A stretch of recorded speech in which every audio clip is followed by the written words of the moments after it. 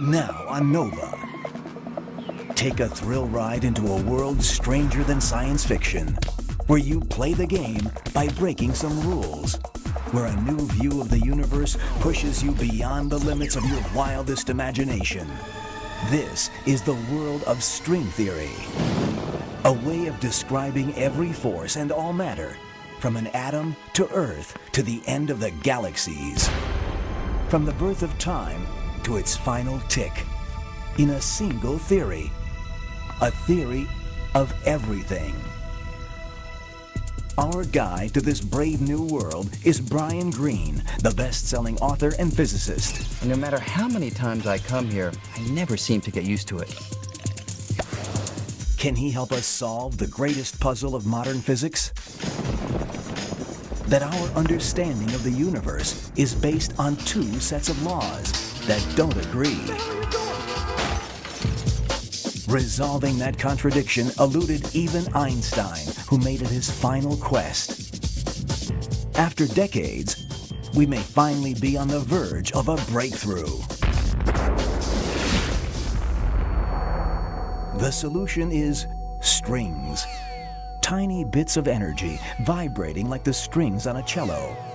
A cosmic symphony at the heart of all reality. But it comes at a price.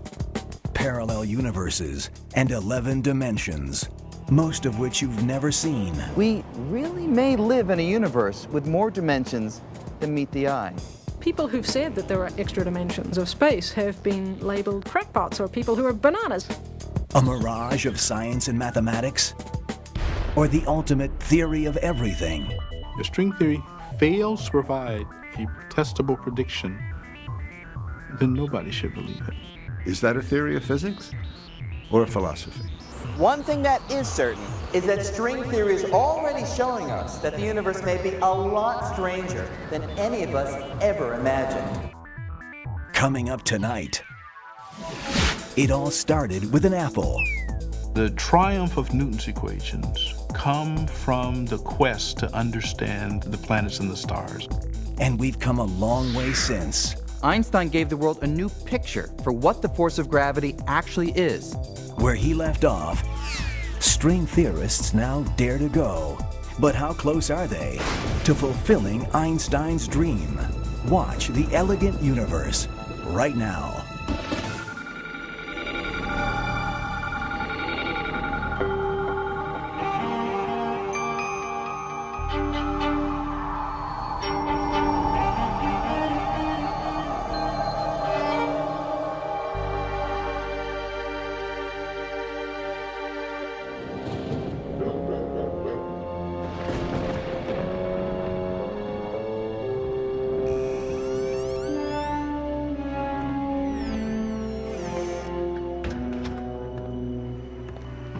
Years ago, this house was the scene of one of the greatest mysteries of modern science. A mystery so profound that today, thousands of scientists on the cutting edge of physics are still trying to solve it. Albert Einstein spent his last 2 decades in this modest home in Princeton, New Jersey.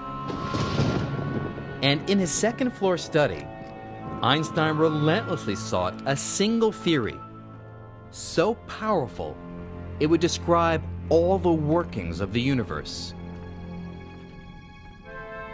Even as he neared the end of his life, Einstein kept a notepad close at hand, furiously trying to come up with the equations for what would come to be known as the theory of everything. Convinced he was on the verge of the most important discovery in the history of science, Einstein ran out of time, his dream unfulfilled. Now, almost a half-century later, Einstein's goal of unification, combining all the laws of the universe in one all-encompassing theory, has become the holy grail of modern physics. And we think we may at last achieve Einstein's dream with a new and radical set of ideas called string theory. But if this revolutionary theory is right, we are in for quite a shock. String theory says we may be living in a universe where reality meets science fiction. A universe of 11 dimensions, with parallel universes right next door. An elegant universe composed entirely of the music of strings. But for all its ambition, the basic idea of string theory is surprisingly simple. It says that everything in the universe, from the tiniest particle to the most distant star, is made from one kind of ingredient: unimaginably small, vibrating strands of energy called strings. Just as the strings of a cello can give rise to a rich variety of musical notes, the tiny strings in string theory vibrate in a multitude of different ways, making up all the constituents of nature. In other words, the universe is like a grand cosmic symphony, resonating with all the various notes these tiny, vibrating strands of energy can play. String theory is still in its infancy, but it's already revealing a radically new picture of the universe, one that is both strange and beautiful. But what makes us think we can understand all the complexity of the universe, let alone reduce it to a single theory of everything? We have R mu nu minus a half G mu nu R, you remember how this goes, equals 8 pi G T mu nu. Comes from varying the Einstein-Hilbert action, we get the field equations, and this term, remember what this is called? No, that's the scalar curvature. This is the Ricci tensor. Have you been studying this at all? No matter how hard you try, you can't teach physics to a dog. Their brains just aren't wired to grasp it. But what about us? How do we know that we're wired to comprehend the deepest laws of the universe? Well, physicists today are confident that we are. And we're picking up where Einstein left off in his quest for unification. Unification would be the formulation of a law that describes perhaps everything in the known universe from one single idea, one master equation. And we think that there might be this master equation because throughout the course of the last 200 years or so, our understanding of the universe has given us a variety of explanations that are all pointing towards one spot. They seem to all be converging on one nugget of an idea that we're still trying to find. Unification is where it's at.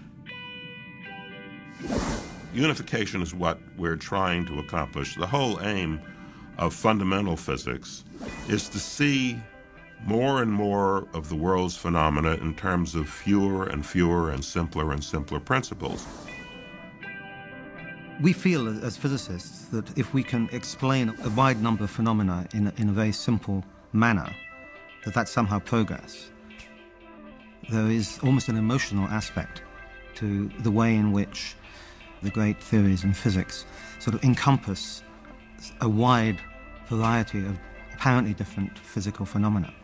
So this idea that we should be aiming to unify our understanding is inherent, essentially, to the whole way in which this kind of science progresses. And long before Einstein, the quest for unification began with the most famous accident in the history of science. As the story goes, one day in 1665, a young man was sitting under a tree when all of a sudden he saw an apple fall from above. And with the fall of that apple, Isaac Newton revolutionized our picture of the universe. In an audacious proposal for his time, Newton proclaimed that the force pulling apples to the ground and the force keeping the moon in orbit around the Earth were actually one and the same. In one fell swoop, Newton unified the heavens and the earth in a single theory he called gravity. The unification of the celestial with the terrestrial, that the same laws that govern the planets in their motions govern the tides and the falling of fruit here on Earth. It was a fantastic unification of our picture of nature. Gravity was the first force to be understood scientifically, though 3 more would eventually follow. And although Newton discovered his law of gravity more than 300 years ago, his equations describing this force make such accurate predictions that we still make use of them today. In fact, scientists needed nothing more than Newton's equations to plot the course of a rocket that landed men on the moon. Yet, there was a problem. While his laws described the strength of gravity with great accuracy, Newton was harboring an embarrassing secret. He had no idea how gravity actually works.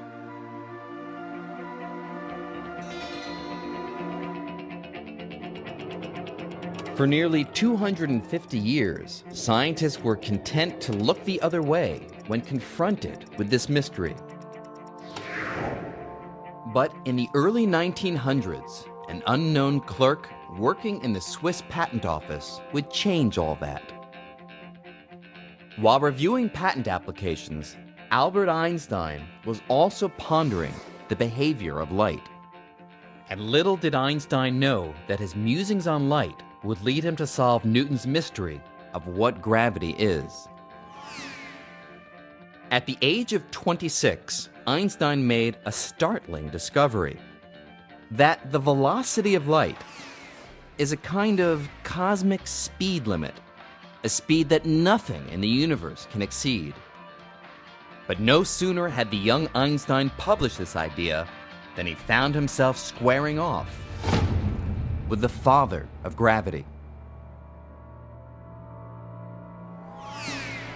The trouble was, the idea that nothing can go faster than the speed of light flew in the face of Newton's picture of gravity. To understand this conflict, we have to run a few experiments. And to begin with, Let's create a cosmic catastrophe. Imagine that all of a sudden, and without any warning, the sun vaporizes and completely disappears. now let's replay that catastrophe and see what effect it would have on the planets according to Newton. Newton's theory predicts that with the destruction of the sun, the planets would immediately fly out of their orbits, careening off into space.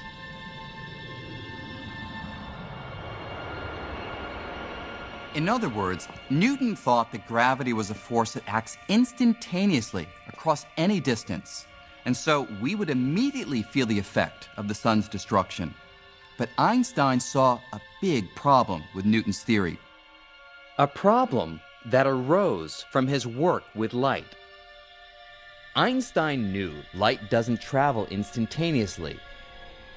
In fact, it takes 8 minutes for the sun's rays to travel the 93 million miles to the Earth. And since he had shown that nothing, not even gravity, can travel faster than light,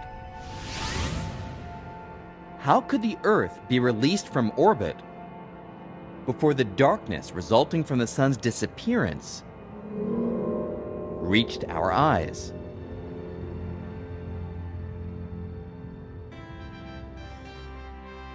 To the young upstart from the Swiss Patent Office, anything outrunning light was impossible.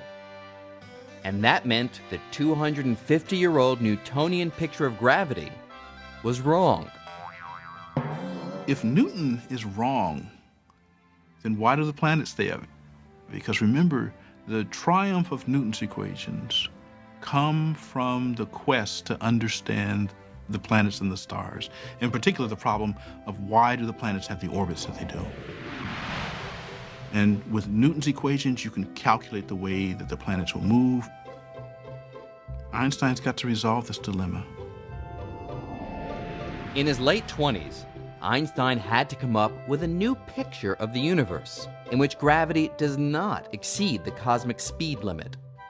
Still working his day job in the patent office, Einstein embarked on a solitary quest to solve this mystery. After nearly 10 years of racking his brain, he found the answer in a new kind of unification.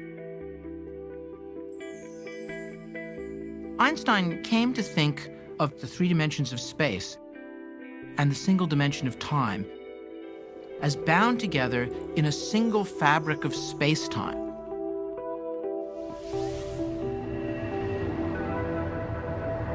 It was his hope that by understanding the geometry of this four-dimensional fabric of space-time, that he could simply talk about things moving along surfaces in this space-time fabric.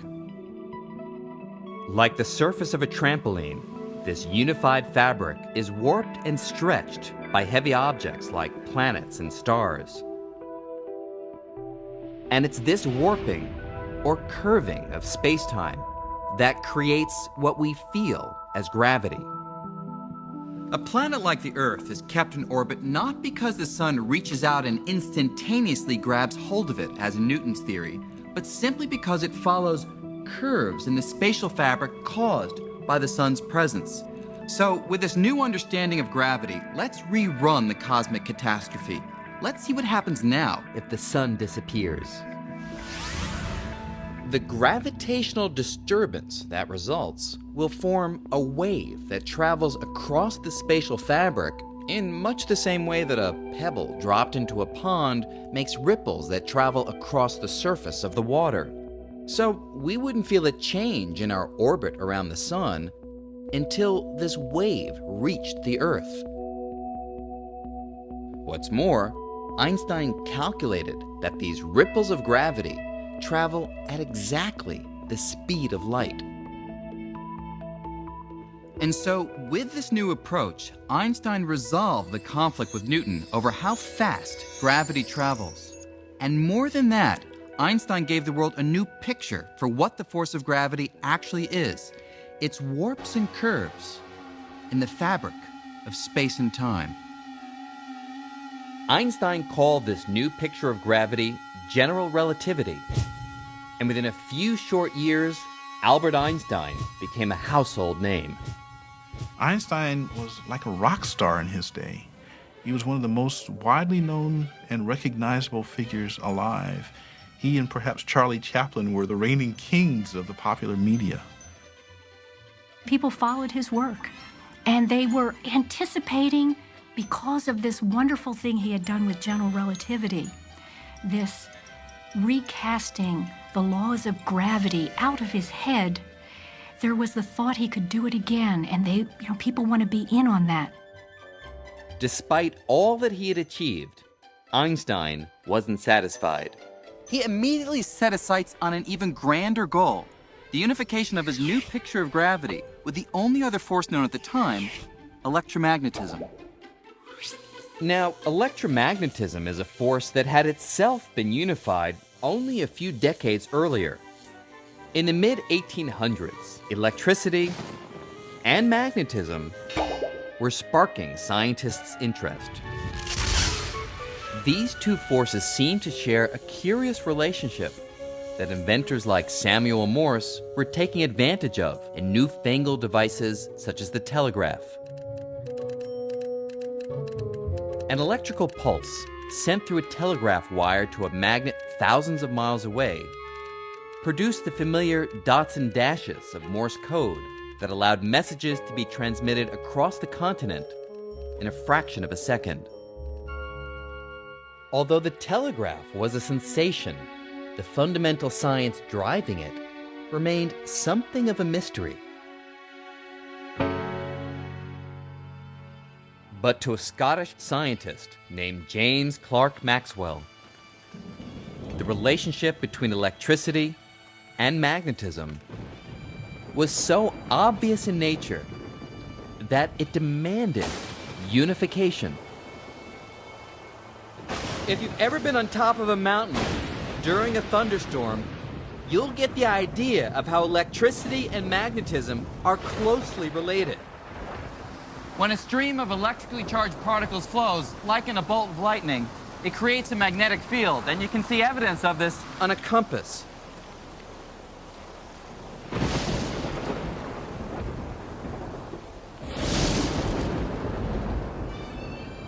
Obsessed with this relationship, the Scot was determined to explain the connection between electricity and magnetism in the language of mathematics. Casting new light on the subject, Maxwell devised a set of 4 elegant mathematical equations that unified electricity and magnetism in a single force called electromagnetism. And like Isaac Newton before him, Maxwell's unification took science a step closer to cracking the code of the universe. That was really the remarkable thing, that these different phenomena were really connected in this way. And it's another example of diverse phenomena coming from a single underlying building block or a single underlying principle. Imagine that everything that you can think of which has to do with electricity and magnetism can all be written in 4 very simple equations. Isn't that incredible? Isn't that amazing? I call that elegant. Einstein thought that this was one of the triumphant moments of all of physics and admired Maxwell hugely for what he had done.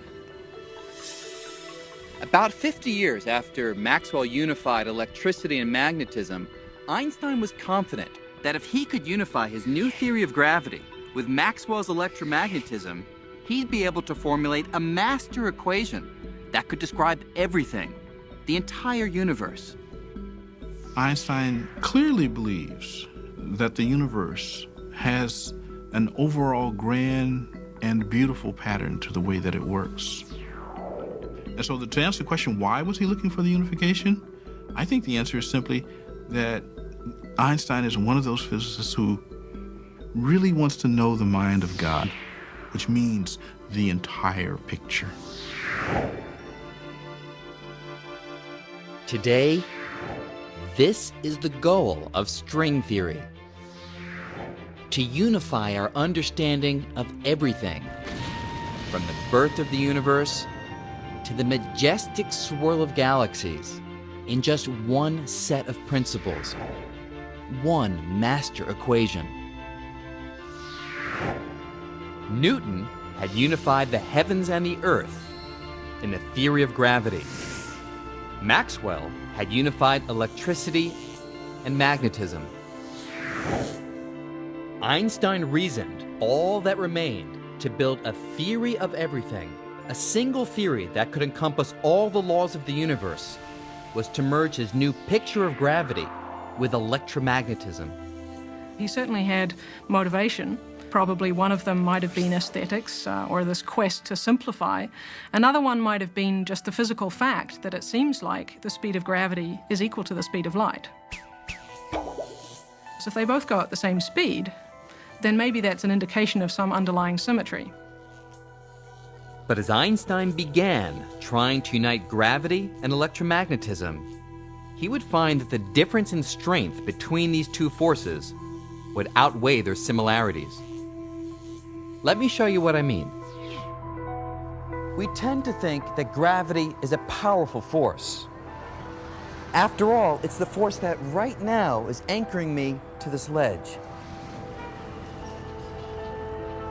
But compared to electromagnetism, it's actually terribly feeble. In fact, there's a simple little test to show this. Imagine that I was to leap from this rather tall building. Actually, let's not just imagine it. Let's do it. You'll see what I mean.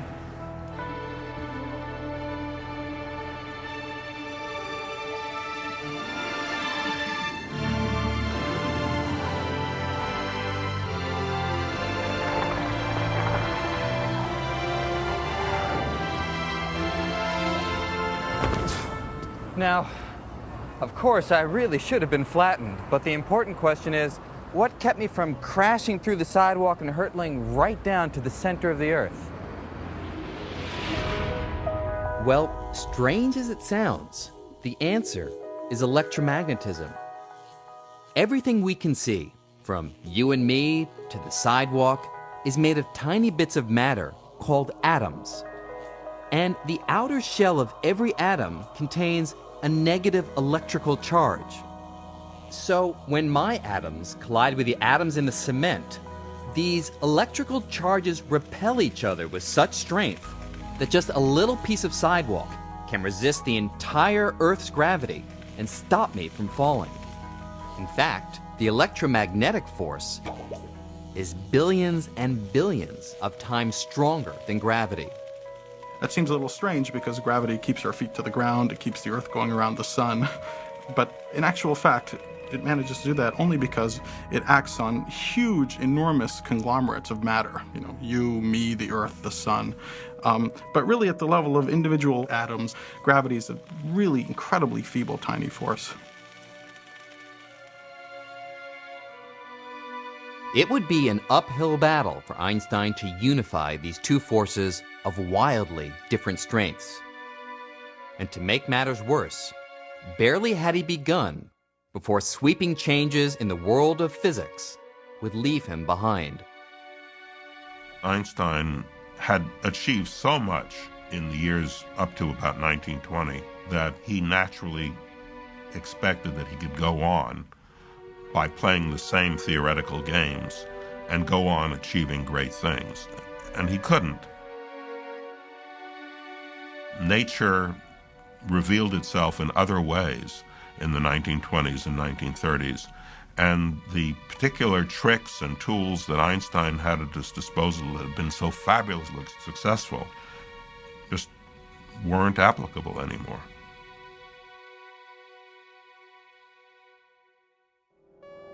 You see, in the 1920s, a group of young scientists stole the spotlight from Einstein when they came up with an outlandish new way of thinking about physics. Their vision of the universe was so strange, it makes science fiction look tame, and it turned Einstein's quest for unification on its head. Unification. Unification. Led by Danish physicist Niels Bohr, these scientists were uncovering an entirely new realm of the universe.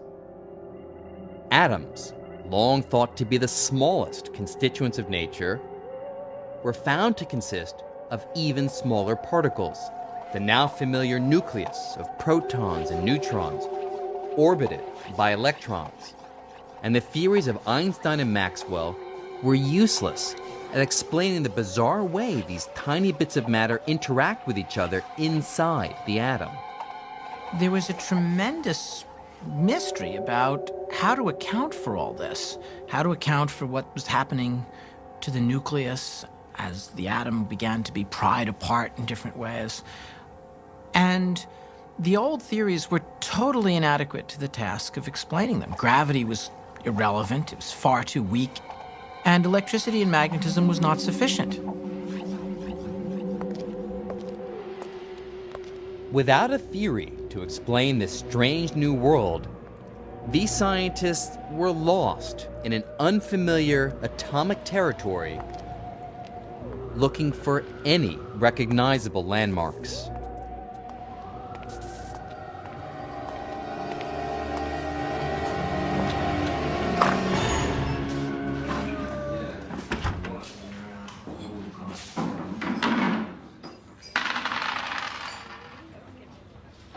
Then, in the late 1920s, all that changed. During those years, physicists developed a new theory called quantum mechanics, and it was able to describe the microscopic realm with great success. But here's the thing. Quantum mechanics was so radical a theory that it completely shattered all previous ways of looking at the universe. Einstein's theories demand that the universe is orderly and predictable. But Niels Bohr disagreed.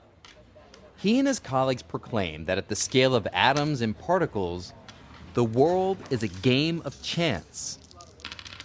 At the atomic or quantum level, uncertainty rules. The best you can do, according to quantum mechanics, is predict the chance or probability of one outcome or another. And this strange idea opened the door to an unsettling new picture of reality.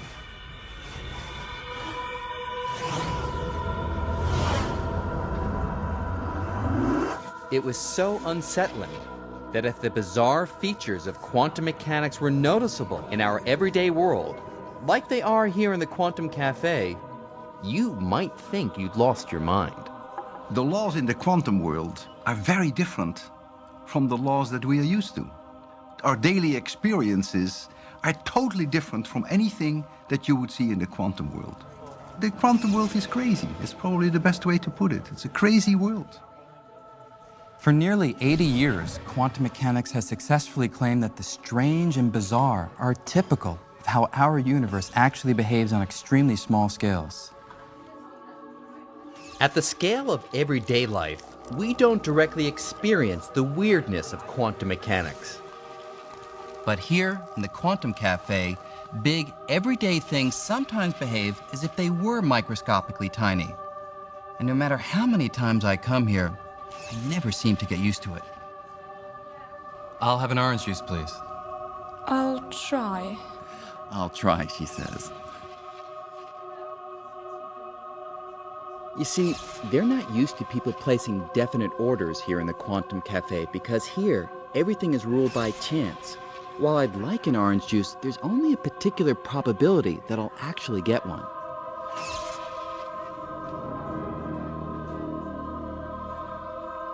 And there's no reason to be disappointed with one particular outcome or another because quantum mechanics suggests that each of the possibilities, like getting a yellow juice or a red juice, may actually happen. They just happen to happen in universes that are parallel to ours, universes that seem as real to their inhabitants as our universe seems to us. If there are 1,000 possibilities and quantum mechanics cannot with certainty say which of the 1,000 it will be, then all 1,000 will happen. Yeah, you can laugh at it and say, well, that has to be wrong. But there are so many other things in physics which at the time that people came up with had to be wrong, but it wasn't. You have to be a little careful, I think, before you say this is clearly wrong. And even in our own universe, quantum mechanics says there's a chance that things we'd ordinarily think of as impossible can actually happen.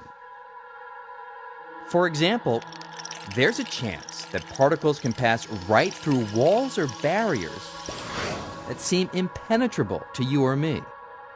There's even a chance that I could pass through something solid, like a wall. Now, quantum calculations do show that the probability for this to happen in the everyday world is so small that I'd need to continue walking into the wall for nearly an eternity before having a reasonable chance of succeeding. But here, these kind of things happen all the time.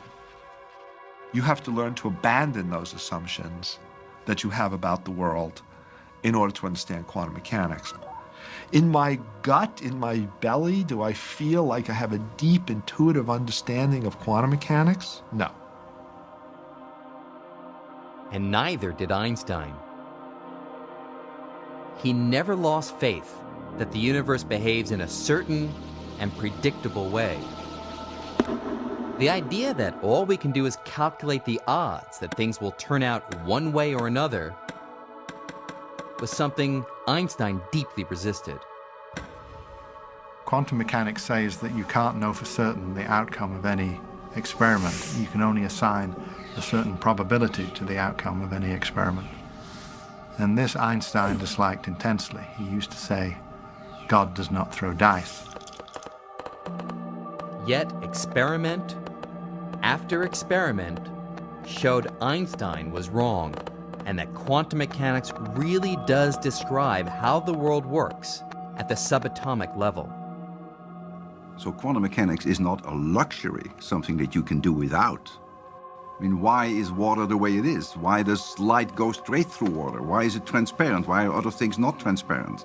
How do molecules form? Why are they reacting the way they react? The moment that you want to understand anything at an atomic level, as non-intuitive as it is, at that moment you can only make progress with quantum mechanics. Quantum mechanics is fantastically accurate. There has never been a prediction of quantum mechanics that has contradicted an observation. Never. By the 1930s, Einstein's quest for unification was floundering, while quantum mechanics was unlocking the secrets of the atom.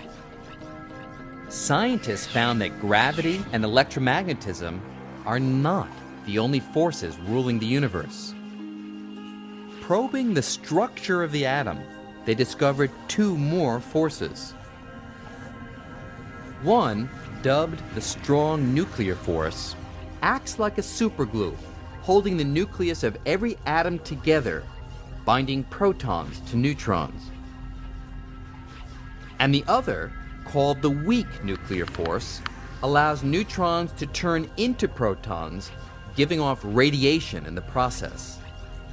At the quantum level, the force we're most familiar with, gravity, was completely overshadowed by electromagnetism and these two new forces.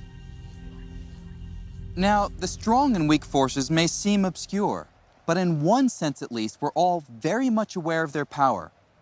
At 5:29 on the morning of July 16, 1945, that power was revealed by an act that would change the course of history. In the middle of the desert in New Mexico, at the top of a steel tower, about 100 feet above the top of this monument, the first atomic bomb was detonated. It was only about 5 feet across, but that bomb packed a punch equivalent to about 20,000 tons of TNT.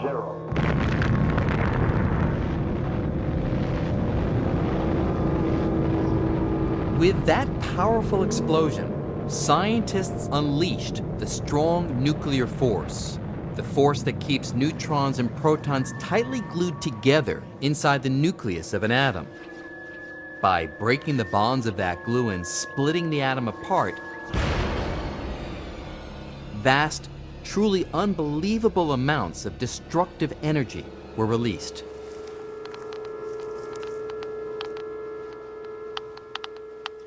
We can still detect remnants of that explosion through the other nuclear force, the weak nuclear force, because it's responsible for radioactivity. And today, more than 50 years later, the radiation levels around here are still about 10 times higher than normal. So, although in comparison to electromagnetism and gravity, the nuclear forces act over very small scales, their impact on everyday life is every bit as profound. But what about gravity? Einstein's general relativity. Where does that fit in at the quantum level? Quantum mechanics tells us how all of nature's forces work in the microscopic realm, except for the force of gravity. Absolutely no one could figure out how gravity operates when you get down to the size of atoms and subatomic particles. That is, no one could figure out how to put general relativity and quantum mechanics together into one package. For decades, every attempt to describe the force of gravity in the same language as the other forces, the language of quantum mechanics, has met with disaster. You try to put those two pieces of mathematics together, they do not coexist peacefully. You get answers that the probabilities of the event you're looking at are infinite. Nonsense. It's not profound, it's just nonsense. It's very ironic because it was the first force to actually be understood in some decent quantitative way, but it still remains split off and very different from the other ones. The laws of nature are supposed to apply everywhere. So if Einstein's laws are supposed to apply everywhere, and the laws of quantum mechanics are supposed to apply everywhere. Well, you can't have two separate everywheres.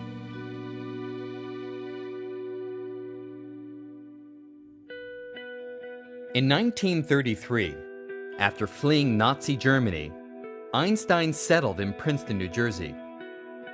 Working in solitude, he stubbornly continued the quest he had begun more than a decade earlier to unite gravity and electromagnetism. Every few years, headlines appeared proclaiming Einstein was on the verge of success, but most of his colleagues believed his quest was misguided and that his best days were already behind him. Einstein in his later years got rather detached from the work of physics in general and stopped reading people's papers. I don't even think he knew there was such a thing as the weak nuclear force. He didn't pay attention to those things. He kept working on the same problem that he had started working on as a younger man. When the community of theoretical physicists begin to probe the atom, Einstein very definitely gets left out of the picture. He, in some sense, chooses not to look at the physics coming from these experiments. That means that the laws of quantum mechanics play no role in his sort of further investigations. He's thought to be this doddering, sympathetic old figure who led an earlier revolution but somehow fell out of it. It is as if a general who was a master of horse cavalry, who has achieved great things as a commander at the beginning of the First World War, would try to bring mounted cavalry into play against the barbed wire trenches and machine guns of the other side. Albert Einstein died on April 18, 1955. And for many years, it seemed that Einstein's dream of unifying the forces in a single theory died with him. So the quest for unification becomes a backwater of physics. By the time of Einstein's death in the 50s, almost no serious physicists are engaged in this quest for unification.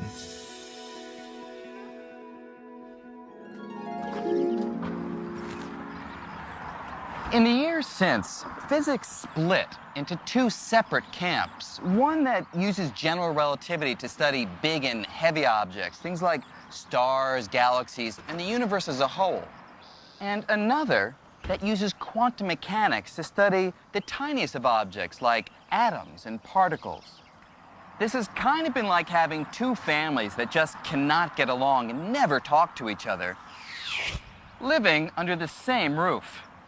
There just seemed to be no way to combine quantum mechanics and general relativity in a single theory that could describe the universe on all scales.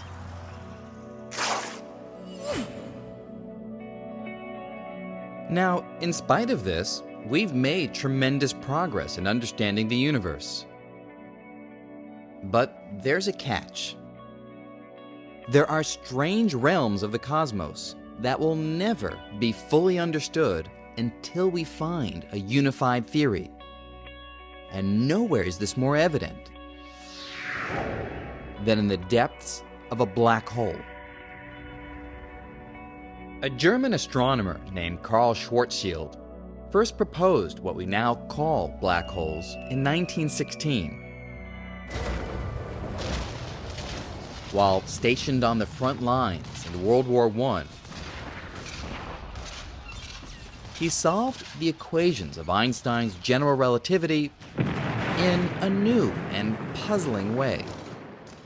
Between calculations of artillery trajectories, Schwarzschild figured out that an enormous amount of mass, like that of a very dense star, concentrated in a small area, would warp the fabric of space-time so severely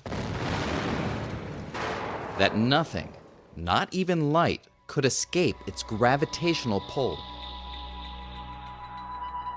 For decades, physicists were skeptical that Schwarzschild's calculations were anything more than theory. But today, satellite telescopes probing deep into space are discovering regions with enormous gravitational pull that most scientists believe are black holes. Schwarzschild's theory now seems to be reality. So, here's the question. If you're trying to figure out what happens in the depths of a black hole, where an entire star is crushed to a tiny speck, do you use general relativity because the star is incredibly heavy, or quantum mechanics because it's incredibly tiny?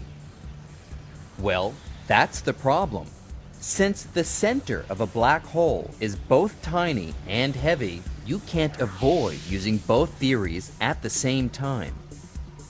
And when we try to put the two theories together in the realm of black holes, they conflict, it breaks down, they give nonsensical predictions, and the universe is not nonsensical, it's got to make sense. Quantum mechanics works really well for small things, and general relativity works really well for stars and galaxies. But the atoms, the small things, and the galaxies, they're part of the same universe.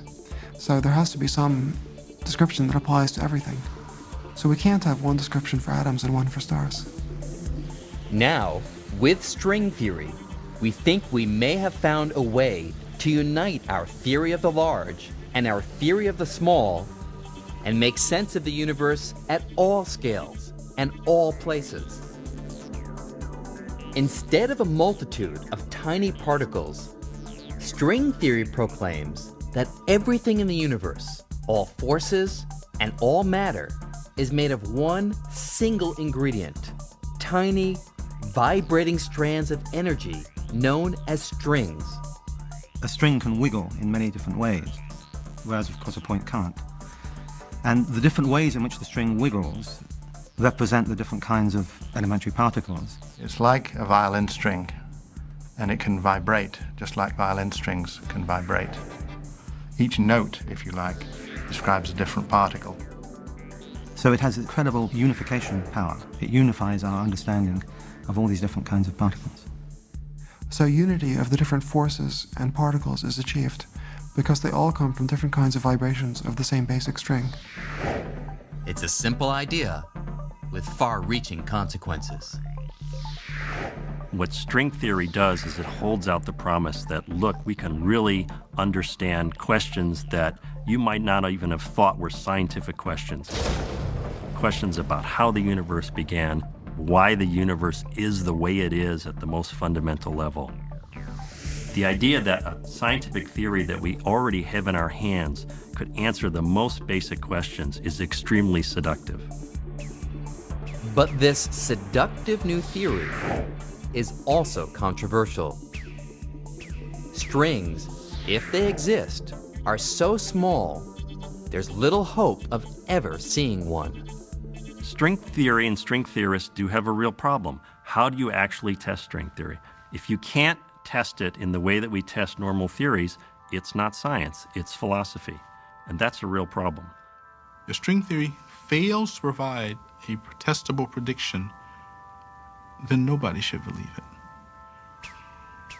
On the other hand, there's a kind of elegance to these things, and given the history of how theoretical physics has evolved thus far, it is totally conceivable that some, if not all, of these ideas will turn out to be correct. I think 100 years from now, this particular period when most of the brightest young theoretical physicists worked on string theory will be remembered as a heroic age when theorists tried and succeeded to develop a unified theory of all the phenomena of nature. On the other hand, it may be remembered as a tragic failure. My guess is that it'll be something like the former rather than the latter. But ask me 100 years from now, then I can tell you.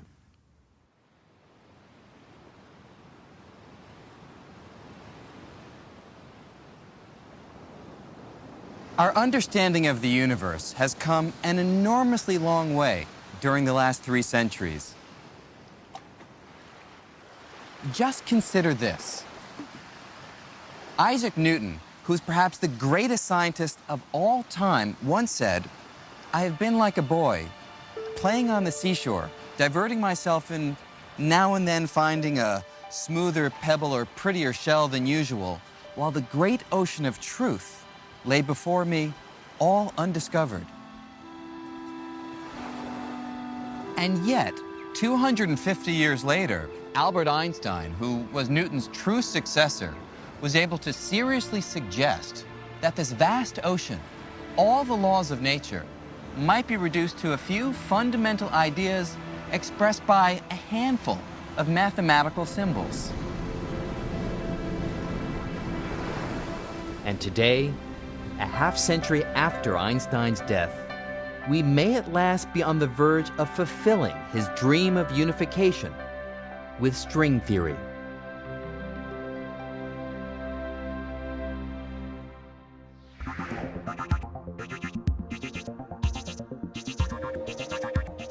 But where did this daring and strange new theory come from? How does string theory achieve the ultimate unification of the laws of the large and the laws of the small? And how will we know if it's right or wrong? No experiment can ever check up what's going on at the distances that are being studied. The theory is permanently safe. Is that a theory of physics or a philosophy? It isn't written in the stars that we're going to succeed, but in the end, we hope we will have a single theory that governs everything.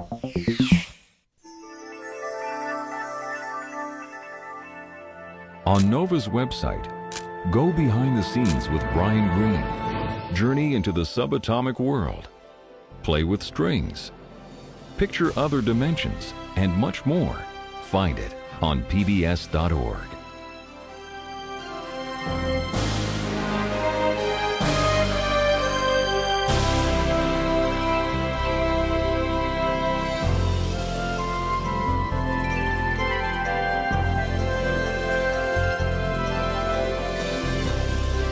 To order this program on VHS or DVD, or the book The Elegant Universe, please call WGBH Boston Video at 1-800-255-9424. Next time on Nova, play hard, break some rules, and push the limits of your wildest imagination. Brian Greene takes you on a quest for the theory of everything. PBS presents Nova, The Elegant Universe.